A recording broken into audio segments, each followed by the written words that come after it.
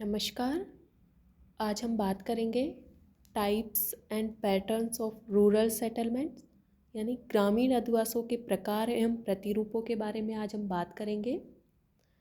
इससे पहले हम ये जान लेते हैं कि अधिवासों के प्रकार एवं अधिवासों के प्रतिरूप में क्या अंतर होता है।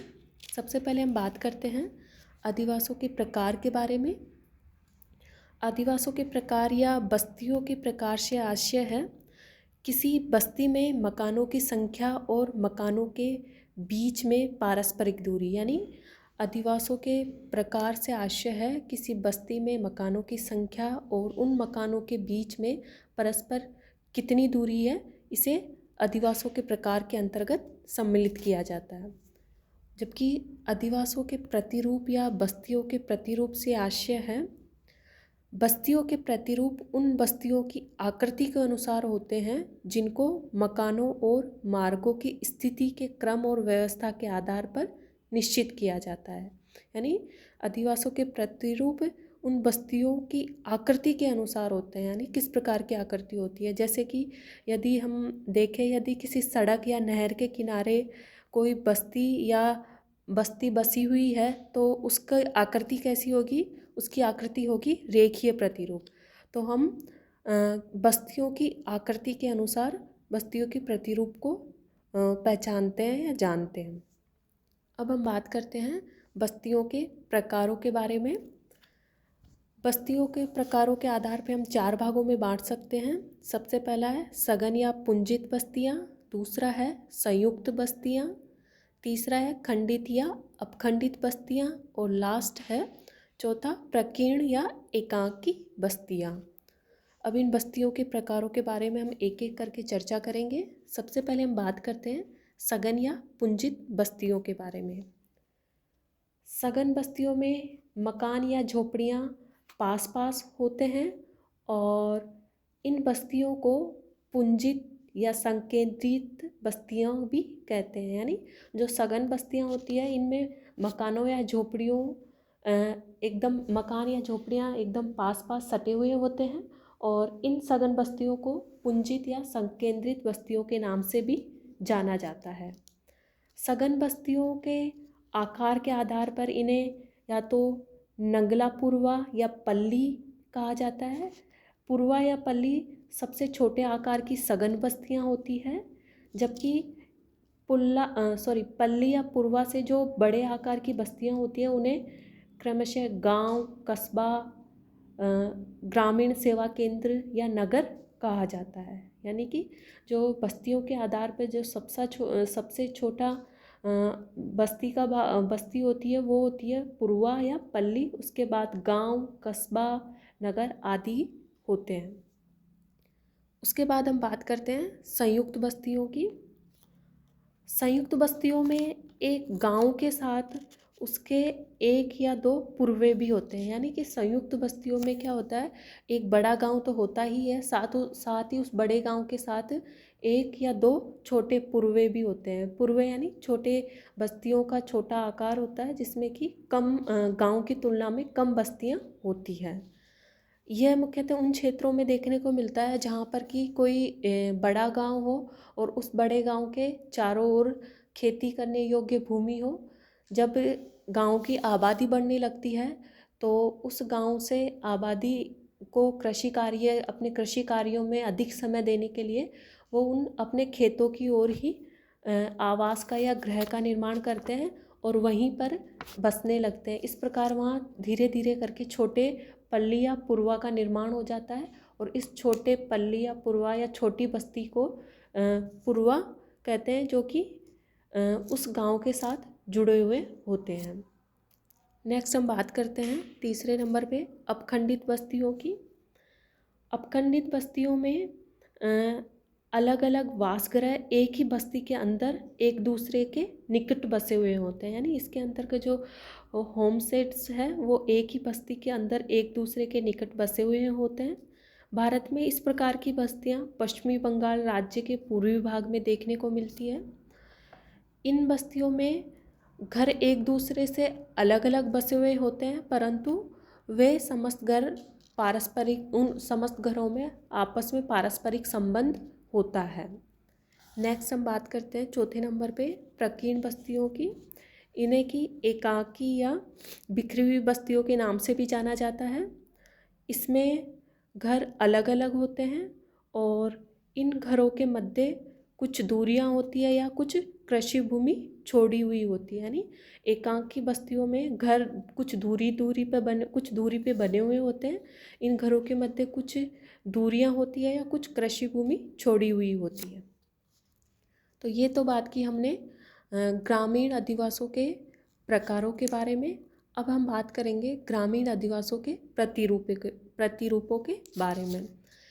ग्रामीण अधिवासों को प्रतिरूपों के आधार पे हम निम्न भागों में बांट सकते हैं। जैसे कि सबसे पहला है रेखीय प्रतिरूप, दूसरा है चौक पट्टी प्रतिरूप, तीसरा है अरीय त्रिज्या प्रतिरूप, चौथा है त्रिभुजाकार प्रतिरूप, पांचवा है वृत्ताकार प्रतिरूप, छठा है तीर प्रतिरूप, सातवां है तारा प्रतिरूप, आठवां है अनियमित प्रतिरूप, नौवां है पंखा प्रतिरूप और लास्ट 10वां है सीढ़ी प्रतिरूप।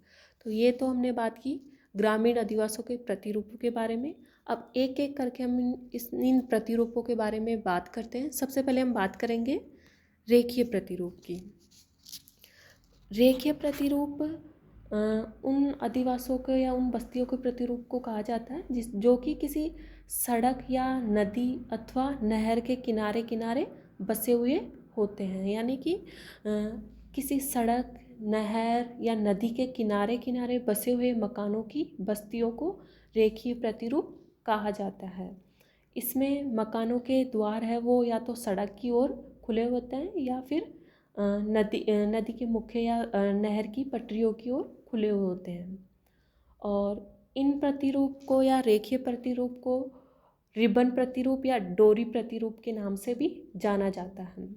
भारत में इस प्रकार के प्रतिरूप हमें यूपी के जो मेरठ में है गोविंदपुर गांव में देखने को मिलते हैं। नेक्स्ट हम बात करते हैं चौक पट्टी प्रतिरूप की। इस प्रकार के प्रतिरूप हमें मैदानों में देखने को मिलते हैं। मैदानों में जो गांव दो मार्गों के मिलने के क्रॉस पर बसने आरंभ होते हैं उन गांवों की गलियां मार्गों के साथ मेल खाती हुई आयताकार प्रतिरूप में बनने लगती है और जो कि लंबवत होती है। और इन्हीं गलियों के सहारे, इन गलियों या मार्गों के सहारे सारे बस्तियां बसना आरंभ हो जाती है और इस प्रकार के प्रतिरूप को चौक पट्टी प्रतिरूप कहा जाता है। इस प्रकार का प्रतिरूप बस्तियों का प्रतिरूप भारत के उत्तरी भारत में देखने को मिलता है। उत्तरी भारत में मेरठ जिले के जो गेसूपुर गांव है, पत्रापुर गांव है, रेबड़ी का गांव है, उनमें इस प्रकार के प्रतिरूप देखने को मिलते हैं। नेक्स्ट हम बात करते हैं अरीय प्रतिरूप या अरीय त्रिज्या प्रतिरूप की। यह प्रतिरूप भारत के गांव में प्रमुखता देखने को मिलता है। इस प्रतिरूप के अंतर्गत गांव में कई ओर से मार्ग आकर मिलते हैं, अर्थात किसी एक गांव में कई ओर से आकर मार्ग मिलते हैं या उस गांव से बाहर की ओर अन्य गांवों की ओर जाने के लिए कई दिशाओं से मार्ग जाते हैं। यानी किसी एक गांव में या तो कई दिशाओं से या कई मार्गों से उस गांव के अंतर्गत मार्ग आते हैं या फिर उस गांव के अंतर्गत से अन्य गांवों को जाने के लिए कई दिशाओं से मार्ग होकर जाते हैं। और इन गांवों की गलियों के सहारे मकान या बस्तियां बनना आरंभ हो जाती है और यह एक त्रिज्याकार मार्ग का रूप धारण कर लेती है और इसे ही अरीय या त्रिज्या प्रतिरूप कहा जाता है। भारत में इस प्रकार के गांव लगभग गाँवों का इस प्रकार का प्रतिरूप लगभग 35% गाँवों में देखने को मिलता है भारत के। नेक्स्ट हम बात करते हैं त्रिभुजाकार प्रतिरूप की। इस प्रकार के गांव उन स्थानों पर होते हैं जहां कोई सड़क या नहर दूसरी सड़क या नहर से आकर मिले परंतु वह आपस में एक दूसरे को क्रॉस ना करे। यानी यह त्रिभुजाकार प्रतिरूप उन क्षेत्रों में देखने को मिलता है जहां पर कि कोई सड़क या नहर दूसरी सड़क या नहर से आकर मिले परंतु वह सड़क या नहर आपस में एक दूसरे को क्रॉस ना करे। और ऐसे गांवों को नहर के या सड़क के पार जाकर बसने की अपेक्षा एक ही ओर फैलने की सुविधा होती है। इस कारण इनका आकार त्रिभुजाकार रूप धारण कर लेता है। नेक्स्ट हम बात करते हैं वृत्ताकार प्रतिरूप के बारे में। इस प्रकार के गांव किसी वृत्ताकार झील के चारों ओर बसे हुए होते हैं या फिर किसी केंद्रीय मकान या फिर किसी वटवृक्ष या तालाब के चारों ओर मकान या बस्तियां बसना आरंभ हो जाती है और वह कि उनका प्रतिरूप वृत्ताकार प्रतिरूप होता है। नेक्स्ट हम बात करते हैं तीर प्रतिरूप के बारे में। इस प्रकार के गांव किसी अंतरीप के सिरे या किनारे पर या किसी नदी के नोकीले मोड़ पर बसे हुए होते हैं। यानी तीर प्रतिरूप हमें किसी नदी के नोकीले मोड़ पर या किसी अंतरीप के किनारे पे देखने को मिलता है। इस प्रतिरूप में आगे वाले भाग में मकानों की संख्या कम होती है, जबकि इसके पीछे वाले भाग में मकानों की संख्या अधिक होती है। दक्षिणी भारत में इस प्रकार के प्रतिरूप अधिक देखने को मिलते हैं। इसके अतिरिक्त उड़ीसा की चिल्का झील के आसपास भी इस प्रकार के प्रतिरूप देखने को मिलते हैं। नेक्स्ट हम बात करते हैं तारा प्रतिरूप की। इस प्रकार के गांव वे होते हैं जो आरंभ में तो अरीय या त्रिज्या प्रतिरूप के होते हैं और बाद में वे बढ़ते बढ़ते बाहर की ओर जाने वाले मार्गों पर मकान बसाते चले जाते हैं। यानी कि तारा प्रतिरूप प्रारंभ में तो अरीय या त्रिज्या प्रतिरूप के समान होते हैं और इस अरीय या त्रिज्या प्रतिरूप के अंतर्गत जब मकान बाहर की ओर बढ़ते चले जाते हैं, यानी कि जो मार्गों के सहारे आगे की तरफ बढ़ते चले जाते हैं और वह अंत में एक तारा प्रतिरूप का रूप धारण कर लेता है। इस प्रकार के प्रतिरूप हमें उत्तर प्रदेश के डहाना और बोटाना गांव में देखने को मिलते हैं। नेक्स्ट हम बात करते हैं अनियमित या अनाकार प्रतिरूप के बारे में। जैसा कि इसके नाम से ही पता चल रहा है कि अनियमित या अनाकार प्रतिरूप के अंतर्गत बस्तियां या मकान अनियमित रूप से बसे हुए होते हैं, यानी जिनका कोई आकार नहीं होता है। इस प्रकार के गांव वे होते हैं जो किन्हीं मार्गों के निर्माण से पूर्व भी बस गए थे, किंतु बाद में उनमें मार्गों या गलियों का निर्माण बनने के कारण उन गांवों की आकृति अनियमित रूप की हो गई।